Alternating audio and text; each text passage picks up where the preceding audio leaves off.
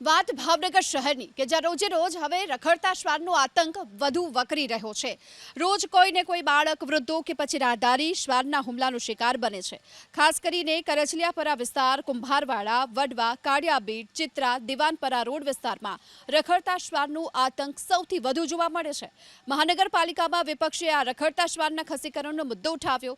વિપક્ષનો આરોપ છે કે છેલ્લા ઘણા સમયથી શ્વાનનું રસીકરણ અને ખસીકરણની કામગીરી બંધ છે। આથી શહેરમાં શ્વાનના હુમલાની ઘટના સતત વધી રહી છે।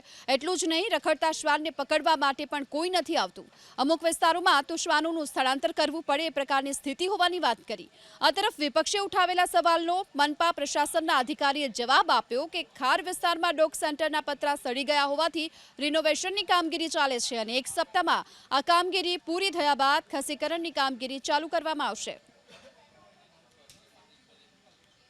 ઘણા સમયથી રસીકરણ ને ખસીકરણની વાત જે કરી રહ્યા છે, પણ જ્યારે આંકડા સામે આવે તો આંકડા તો આપે છે કે 18,000 રસીકરણ ને ખસીકરણ કરાયા। ત્યારે અમારા તરફથી પૂછવામાં આવ્યું તો ટોટલ વસ્તીનો આંક કેટલો, તો કે એ ખ્યાલ નથી। ટોટલ શ્વાનની વસ્તીનો આંક ખ્યાલ નથી।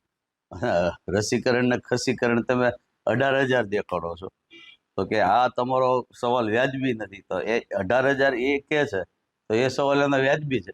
છેલ્લા 4-4.5 વર્ષમાં લગભગ 22,000 જેવા ડોગનું ખસીકરણ અને રસીકરણ કરવામાં આવ્યું છે।